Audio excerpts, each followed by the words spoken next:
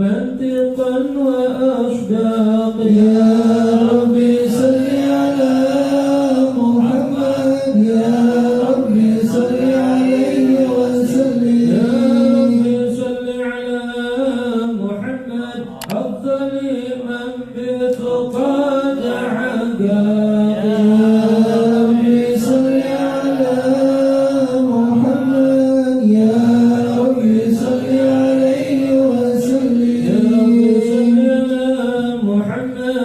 بالسخاء والوفاء تخلق يا ربي صل على محمد يا ربي صل عليه وسلم يا ربي صل على محمد واجمع من الشمل ما تفرق يا ربي صل على محمد يا ربي صل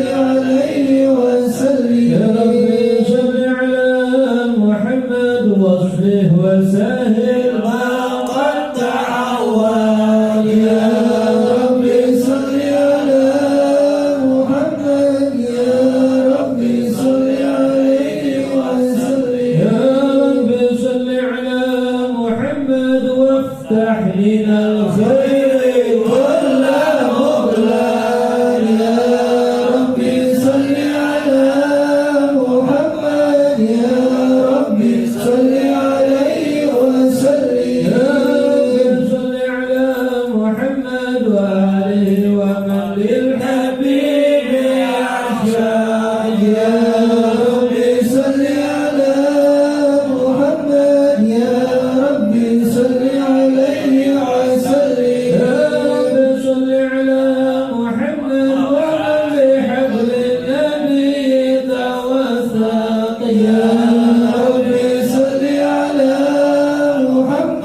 يا ربي صل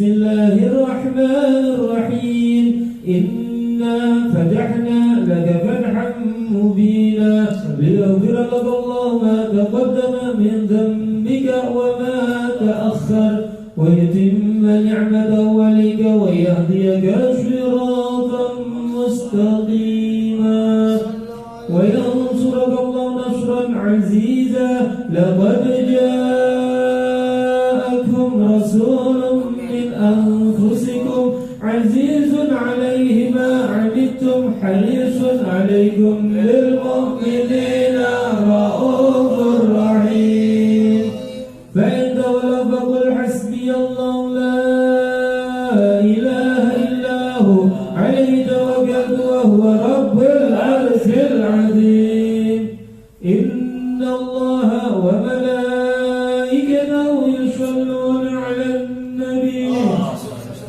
يا أيها الذين آمنوا صلوا عليه وسلموا تسليما اللهم صل وسلم وبارك عليه اللهم صل وسلم وبارك عليه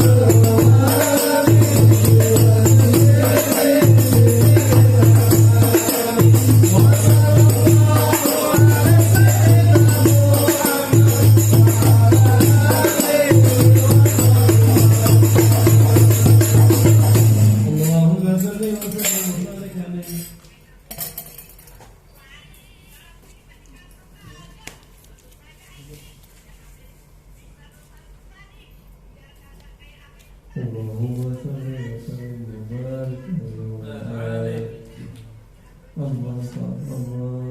الله بارك على من ألقت رؤية الله في العلم القديم بظهور أسرار تخصيص مثل كريم بالتقديم وتقريم نقدت قدرة الباهرة بالنعمة واسعة ومنة ظاهرة انطلقت فائدة تسوية في العالم المطلق القدير. لكم بشرى الإجابة والقبول من المولى بواسطة الرسول.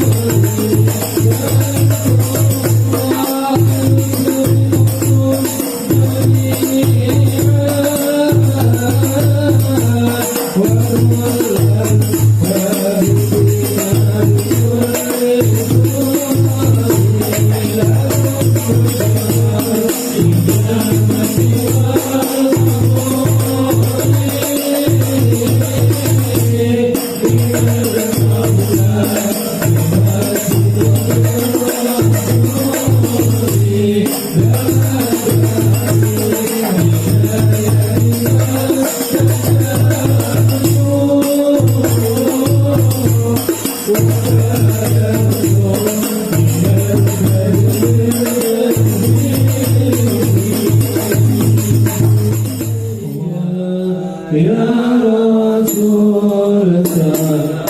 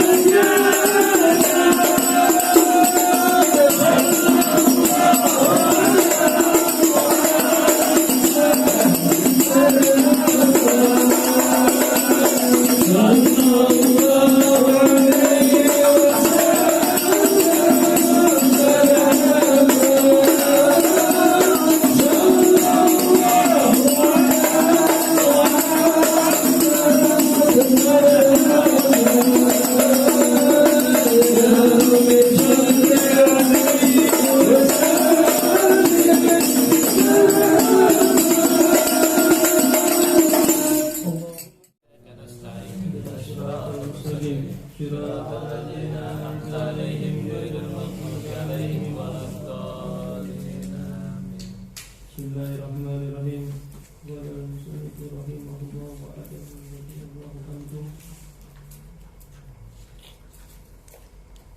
Tetapi jika ada ia mengerjakan pekerjaan yang mengkafirkan, seperti sujud bagi berhala dengan ikhtiarnya, atau membungkukkan mushaf kepada segala tempat, membuangkan mushaf kepada segala tempat yang cemar dengan ikhtiarnya, atau mengucap kalimat kafir atau barang sebagainya daripada perkara yang mengkafirkan, yang lagi akan datang kenyataan-nyatanya, maka orang itu jadi kafir.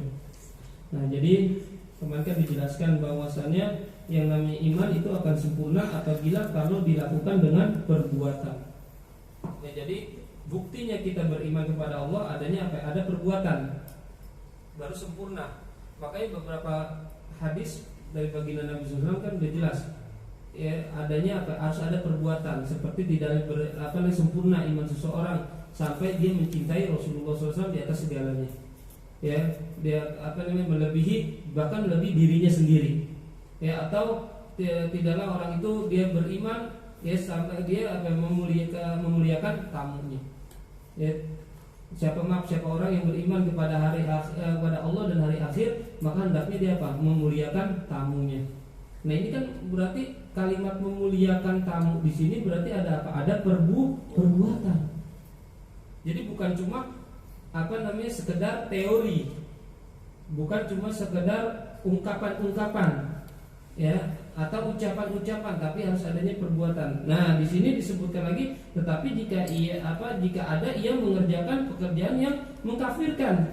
Nih, pekerjaan mengkafirkan seperti apa? Sujud terhadap berhala. Ya, dengan ikhtiarnya, artinya dengan kemampuannya, enggak ada paksaan. Ya, enggak ada paksaan. Dia untuk menyembah berhala. Dia emang sendiri tuh ikhtiarnya dia. Ikhtiar itu kan pilihan, kan? Ya, pilihannya dia sendiri, sengaja dia dengan dirinya sendiri. Dia misalnya ada berhala, ini ikut-ikutan. Ya, dengan ikhtiarnya dia dia menyembah berhala. Kemudian atau dia membuangkan mushaf kepada segala tempat yang cemar. Artinya kepada tempat-tempat yang jelek dia buang nih Al-Qur'an, mushaf ya, Al-Qur'an dibuang sama dia sengaja. Tuh. Seperti kan ini baru-baru ini ada tuh viral tuh, alhamdulillah. Ya, yang mak-mak nginjak Al-Qur'an. Nah, itu gimana tuh? Diinjak Al-Qur'an, katanya sumpah Al-Qur'an dia pakai begitu. Dari mana kita belajar dari dulu nggak ada begitu? Ini diinjak Al-Qur'an, innalillahi wa inna ilaihi raji'un. Diinjak Al-Qur'an, penghinaan itu luar biasa. Ya Allah. Ya, Al-Qur'an itu dia dibuang aja nih, ini diinjak. Ya, dengan ikhtiarnya, dengan sengaja, dengan dirinya sendiri.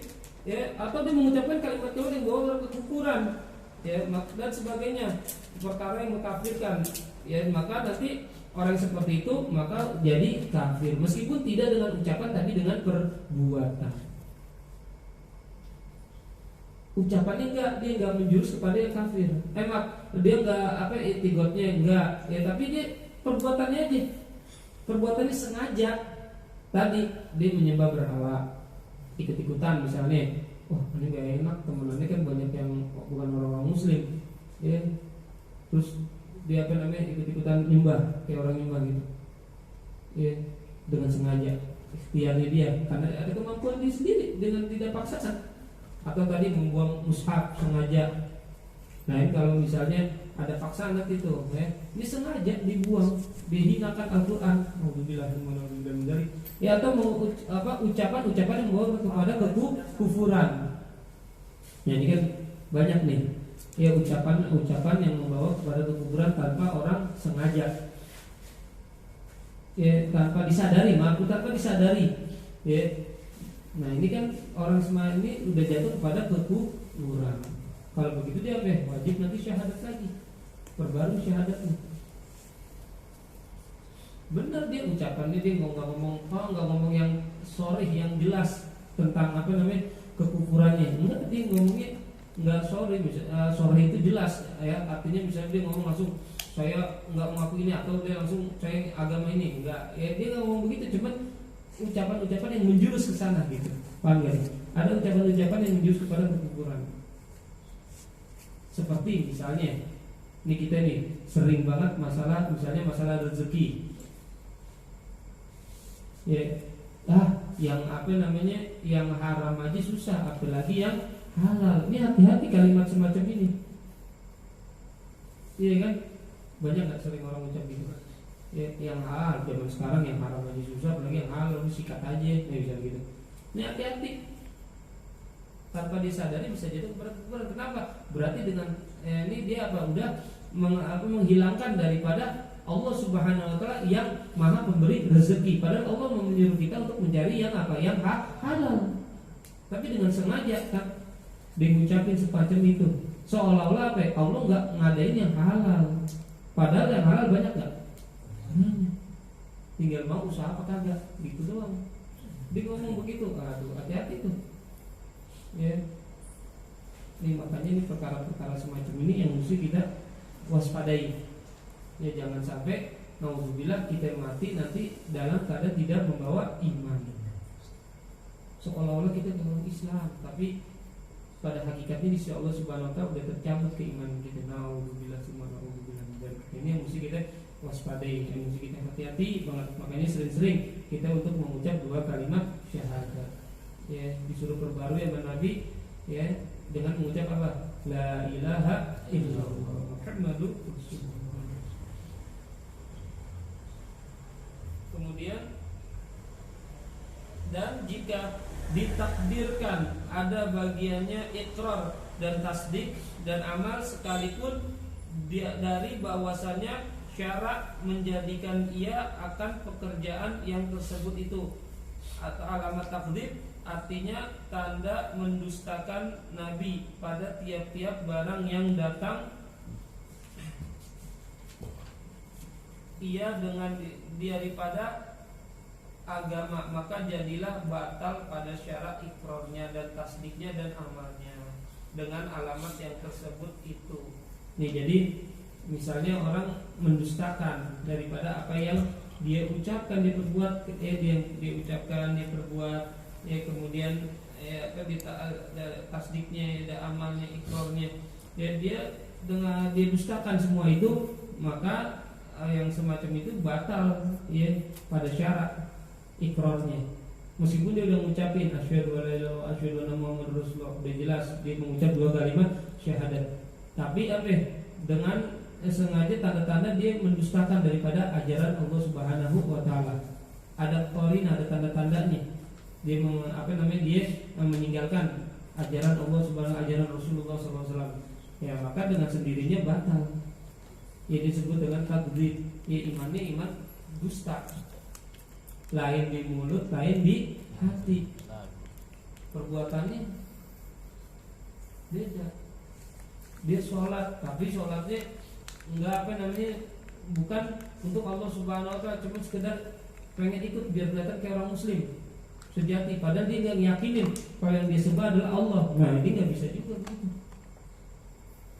Ya, dia sholat, dia kan tadi udah syahadat nih misalnya, udah syahadat, kemudian dia sholat, dia tapi dia kan dia sholatnya dia nggak yakin kalau yang disembah itu Allah, paham gak nih? Dia nggak meyakini kalau yang disembah dia Allah. Dia takdzib, mendustakan, enggak, ini cuma sekedar ikut doang. Nah, ini yang semacam ini batal pada syarat imannya. Yang nggak dianggap imannya. Kenapa? Karena tadi mendustakan. Tetapi diketahui bahwasanya sujudnya itu tiada karena membesarkan dia dan tiada karena mengiktikadkan uluhiyah, padahal adalah ia hatinya tetap dengan tasdik. Nah ini kalau misalnya orang yang dia sembah, dia dia sujud, ikut-ikutan misalnya nyembah sujud kepada selain Allah, misalnya kepada berhala nih, ya. Karena tapi dia bukan untuk membesarkannya, ya bukan untuk membesarkan, artinya bukan menganggap kalau itu Tuhan, cuman ya udah kita aja dah, gitu, paham gak nih? Sekedarnya aja. Nah ini tidak meyakini itikadkan uluhiyah, dia tidak meyakini kalau itu Tuhan. Padahal adalah ia hatinya tetap dengan tasdik, maka tiadalah dihukumkan atasnya dengan kafir pada batin hati. Ya tapi dia tidak mentasdikan kalau itu adalah Tuhan. Dia cuma sekedar aja deh ikut-ikutan, maka tiadalah dihukumkan atasnya dengan kafir pada batin hatinya, pada batin hatinya. Ya pada hatinya enggak, dia tetap bukan orang kafir kalau dalam hatinya.